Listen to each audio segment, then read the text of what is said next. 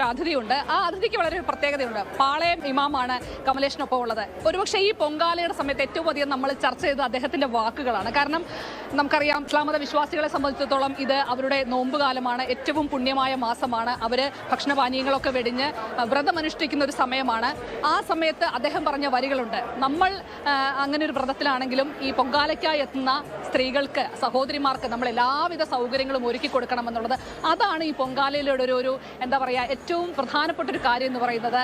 എല്ലാ മനുഷ്യരും ജാതി മത വ്യത്യാസങ്ങളൊന്നുമില്ലാതെ എല്ലാവരും ഒത്തൊരുമയോടുകൂടി ഏറ്റവും സ്നേഹത്തോടുകൂടി ആചരിക്കുന്ന ഒരു ഉത്സവമാണ്. ഒരു ക്ഷേത്ര ഉത്സവം എന്നതിനപ്പുറത്തേക്ക് അതൊരു നാടിൻ്റെ ഉത്സവമാണ്, ഒരുപാട് മനുഷ്യരുടെ ഒരു കൂട്ടായ്മയാണ്. അപ്പോൾ അതുകൊണ്ട് തന്നെ അദ്ദേഹത്തിൻ്റെ വാക്കുകൾക്ക് വളരെ പ്രത്യേകതയുണ്ട്. KG കമലേഷാണ് പാളയം ഇമാമിനൊപ്പം ഉള്ളത്.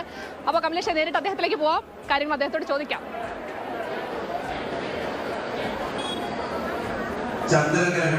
Good morning Shalini.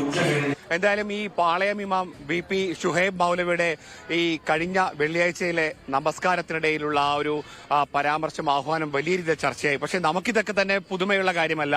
ഒരു നല്ല ഫ്രെയിം ഞാൻ കാണിച്ചു, ശ്യാമ ഫ്രെയിം കാണിച്ചു. ഇത് പാളയം പള്ളിയാണ്. ഈ ഒരു പാളയത്തിനൊരു പ്രത്യേകതയുണ്ട്. ഗണപതി ക്ഷേത്രം, മുസ്ലിം പള്ളി, തൊട്ടടുത്ത് തന്നെ ക്രിസ്ത്യൻ പള്ളി. ഈ ഒരു സ്ഥലം യഥാർത്ഥത്തിൽ ഈ പാളയം എന്നുള്ളത് ഒരു കൊച്ചു കേരളം തന്നെയാണ്. ഇതാണ് നമ്മുടെ റിയൽ കേരള സ്റ്റോറി. ഒരു ദൃശ്യം കാണിച്ചു തരാം. പാളയം പള്ളിയുടെ മുറ്റത്ത് തന്നെ പൊങ്കാലയിടാൻ വേണ്ടി കാത്തിരിക്കുന്ന ഭക്തജനങ്ങളുടെ ദൃശ്യം. നമുക്കിത് നോക്കുമ്പോൾ വലിയ മതേതരത്വം. ഇതാണ് നമ്മുടെ കേരളം.